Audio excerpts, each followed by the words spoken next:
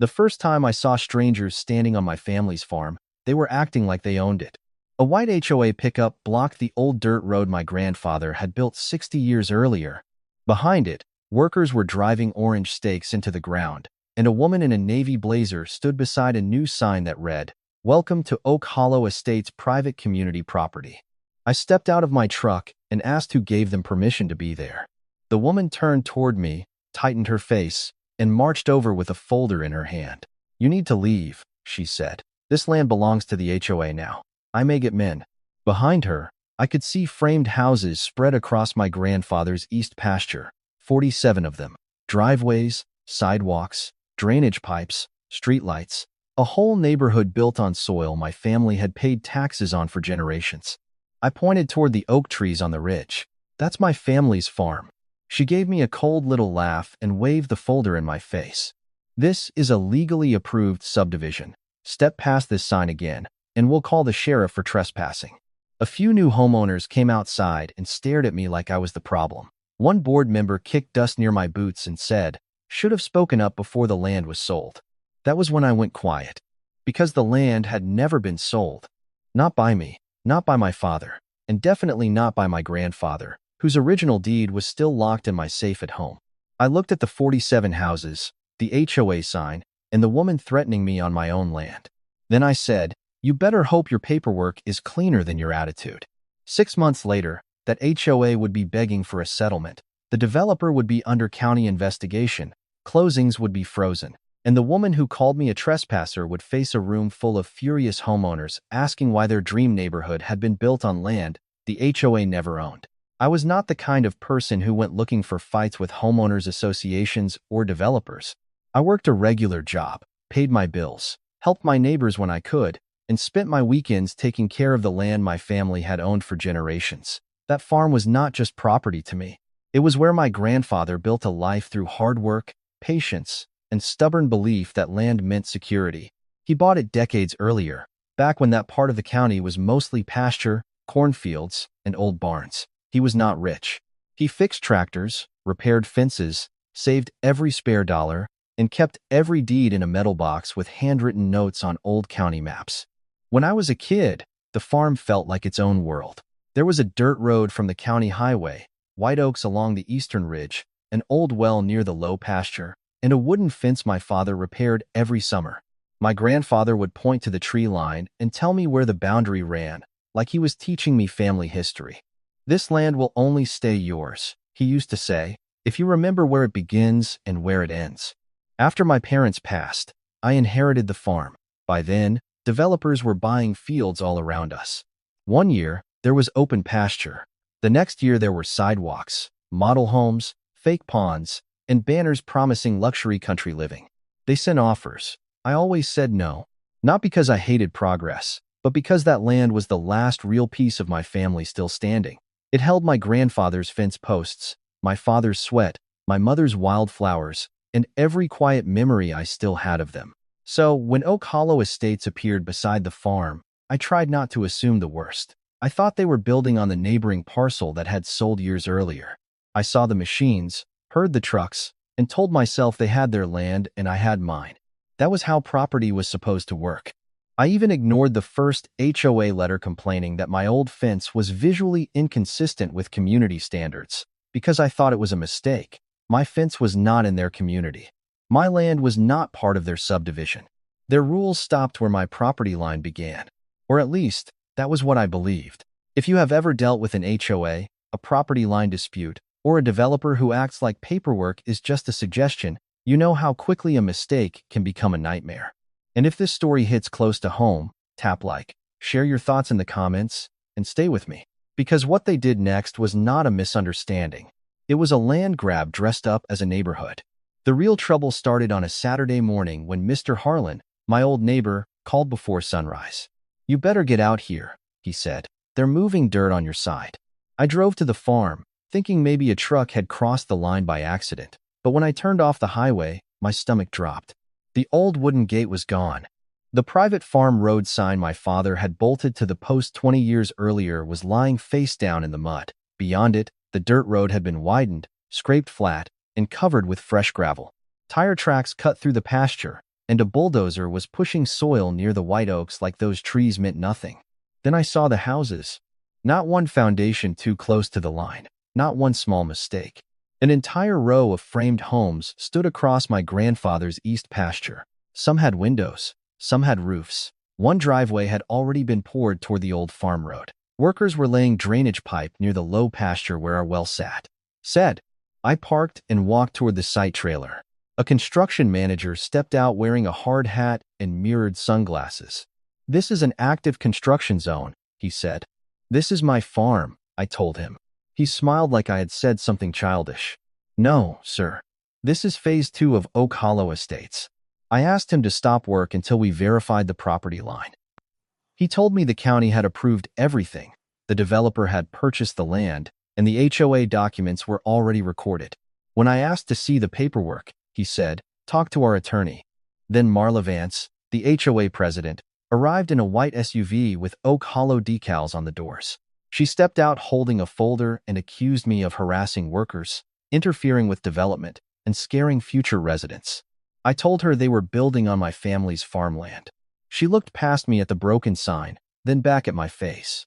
"Your sentimental attachment does not override recorded subdivision documents," she said. By noon, several buyers had gathered nearby. Marla pointed at me in front of them and said, "This is why communities need strong HOA enforcement." Then she handed me a notice. It said I was prohibited from entering Oak Hollow Estates property, including common access roads and undeveloped landscape areas. If I returned, they would report me for trespassing. I read it twice. They had taken my family's road, my pasture, my fence line, and my grandfather's land. Then they warned me for standing on it. That was when I stopped thinking it was a mistake, and I started treating it like theft with better stationery. I wanted to yell. I wanted to stand in front of that bulldozer and make those people explain how 47 houses could appear on land my family never sold. But my grandfather's voice was louder than my anger. Land disputes are not won by the person who shouts first. They are won by the person who keeps the better records. So I left. Not because I was scared of Marla Vance or the HOA. I left because one angry scene would let them paint me as unstable. I was not going to hand them that weapon. At home, I opened the fireproof safe and pulled out my grandfather's metal box. Inside were the original deed, tax receipts, handwritten boundary notes, folded county maps, and an old survey with his initials in the corner. I spread everything across my kitchen table, scanned every page, made backups, and created a folder on my computer called Oak Hollow Evidence. That folder became my weapon. I saved Marla's trespassing notice. I wrote down the date, time, and every word I remembered from the construction manager. I took screenshots of Oak Hollow's website, their brochure, and every photo showing the broken gate, removed sign, widened road, and houses sitting where my grandfather's pasture used to be. The next morning, I filmed the eastern boundary from the county road. I did not cross their barricade. I did not argue. I just recorded what I could legally see. Then I called a licensed surveyor. A few days later, he walked the farm with GPS equipment and old maps. We found one iron pin buried near the white oaks. Another was under fresh gravel by the new access road. A third marker had been pulled from the ground and tossed near a drainage ditch. The surveyor looked toward the framed houses and said, "You need an attorney before you talk to them again." That afternoon, I went to the county recorder's office and requested every document tied to Oak Hollow Estates: plat maps, permit records, deeds, easements, subdivision approvals, and tax history. For 2 nights, I read until my eyes burned. Buried in the file was the first crack in their story. The developer had not bought my family's east pasture. They had bought the neighboring parcel. Somewhere between the sale and the final plat map, my family's land had been labeled as an abandoned agricultural tract, even though I had tax receipts proving we paid on it every year. No deed transfer, no signature, no sale, no legal right. Then I checked my old trail camera near the white oaks. The battery was nearly dead, but the memory card still worked. On it was footage of 2 workers removing my private farm road sign before the bulldozer came through. One of them looked straight at the sign before pulling it down. Now I did not just have paperwork showing they were wrong. I had footage showing someone knew the land was private before they touched it. By the time I called an attorney, my anger had become something colder. Evidence. My attorney's name was Daniel Mercer, and he did not react the way I expected. He did not promise revenge or slam his fist on the table. He just sat with my grandfather's deed, the new survey, the county plat map, and the trail camera footage spread across his desk. Then he took off his glasses and said, "They have a serious problem." I asked how serious. He tapped the original deed. 7 figures serious. Daniel explained that the developer had purchased the parcel beside mine, but Oak Hollow's final subdivision map had swallowed part of my family's east pasture. It affected the access road, drainage system, several driveways, a common area, and a utility easement under the street. In plain English, they had built the neighborhood's bones through property they did not own. Then he found the part that made it worse. My grandfather's deed included a recorded farm access easement from the county highway into the low pasture. It had been filed decades before Oak Hollow existed. It had never expired, never been abandoned, and never been released. Oak Hollow had paved over it, restricted it, and then threatened me for using it. Daniel looked at me and said, "They may have clouded title on multiple homes." That changed everything. Now the buyers, banks, title companies, insurers, HOA board, developer, and county all had a problem tied to the same mistake. A week later, Daniel sent the demand letter. It listed the deed, tax records, boundary survey, recorded easement, missing transfer documents, disturbed survey markers, removed private property sign, and unauthorized construction. Their first response was denial.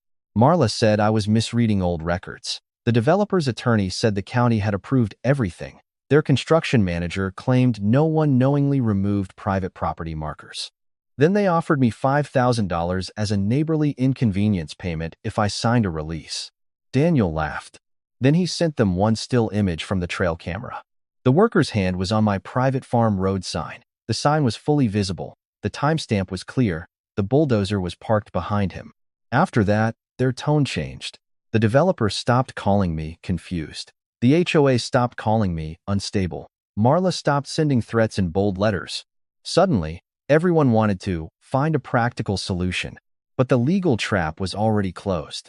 My grandfather's deed did not care how many homes they sold. The property line did not move because a developer needed more room, and an easement did not disappear because an HOA put up a nicer sign. For the first time, I realized they were not afraid of me. They were afraid of the paper my grandfather had saved. The first official visit happened on a gray Tuesday morning. I was standing near the old farm road with Daniel when 2 county vehicles pulled up behind us. A survey truck parked by the white oaks, and a code enforcement SUV stopped beside the gravel road Oak Hollow had built across my land. Marla arrived 10 minutes later. This time, she did not march toward me with a folder in her hand. She stayed close to the developer's attorney, arms crossed, jaw tight, trying to look calm while the county surveyor unfolded the new boundary map on the hood of his truck. The surveyor did not care about HOA rules. He did not care about Oak Hollow's welcome sign, sales brochures, or Marla's speeches about community standards.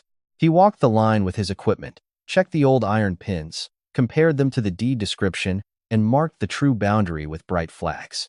One by one, those flags cut straight through the story Oak Hollow had been selling. They crossed the edge of the access road. They touched the drainage trench. They clipped 2 driveways. They ran beside the common area, where the HOA planned to build a walking path. Then the code enforcement officer reviewed the permits and quietly said the words everyone had been avoiding. "This infrastructure is outside the approved construction area." Marla's face changed. The developer's attorney started making calls. The site supervisor stopped talking. Homeowners gathered on porches, whispering as county officials photographed the road, the disturbed markers, the drainage pipe, and the spot where my private farm road sign had been removed. Then Marla made her last mistake. She told the sheriff's deputy I was trespassing and demanded that he remove me from the property. Daniel handed the deputy the deed, the survey, and the easement record. The deputy read them, looked at the flags, then looked back at Marla. "Ma'am," he said, "based on what I'm seeing, he has a documented property interest here." For the first time since I had met her, Marla had nothing to say. After that, the dispute stopped being a neighborhood argument. It became a county file. Permits were placed under review. The title insurer was notified. The developer had to provide its full chain of title. The HOA was ordered to preserve emails, board minutes, construction approvals, and all communications about the eastern boundary. At the emergency HOA meeting that Friday, the room was packed. Homeowners who had once stared at me like I was the problem were now staring at Marla. Some had delayed closings, some had mortgage questions. Some had children enrolled in schools based on move-in dates that were suddenly uncertain. One man stood up, holding his purchase contract, and asked, "Did you know there was a land dispute before we bought?" Marla looked down at her papers. No answer. And that silence did more damage than anything I could have said. The settlement did not happen overnight. For weeks, their attorneys argued over every foot of land, every survey marker, and every word in my grandfather's deed. But the facts did not move. The property line stayed where it had always been. The easement stayed recorded. The trail camera footage stayed clear. Eventually, Oak Hollow ran out of excuses. The developer agreed to pay full market value for the legal easement, plus damages for the destroyed gate, removed sign, damaged pasture, disturbed survey markers, and my attorney fees. The drainage system had to be redesigned. 2 driveways had to be cut back and repaired. The walking path was canceled because it crossed land they never owned. Several closings were frozen until the title insurer approved corrected documents. Then every homeowner received a disclosure explaining that part of the community infrastructure had been built without proper ownership rights. That letter did more damage to the HOA than I ever could have. At the next public meeting, Marla Vance sat at the front table with her face pale. The same residents who once looked at me like the problem were now demanding answers from her. One man stood up and said, "You called him the problem, but he was the only person with clean paperwork." Marla resigned before the end of the month. The developer's reputation in the county never recovered. His next project was delayed under heavier permit review. The HOA elected a new board, rewrote its enforcement policies, and sent me a formal apology. I did not sell the whole farm. I kept the white oaks, the old well, the low pasture, and the dirt road my grandfather built. I allowed them to buy only the access rights they legally needed, and I made sure every inch was recorded properly this time. The day the new boundary markers went in, I thought about my grandfather's metal box. He never knew those old papers would one day stop a developer, humble an HOA, freeze 47 homes, and save the land he worked his whole life to keep. I did not win because I shouted louder. I won because my family kept records, respected the law, and refused to let someone else redraw our property line just because they had money, confidence, and a nicer sign. So if you own land, know where your boundaries are. Keep your deeds, save your surveys, document everything. Sometimes the only thing standing between your property and someone else's ambition is a piece of paper they hoped you had lost. And if this story made you think twice about HOAs, property lines, or old records, leave your thoughts in the comments, share it with someone who needs to hear it, and subscribe for more stories where the quiet person with the paperwork wins in the end.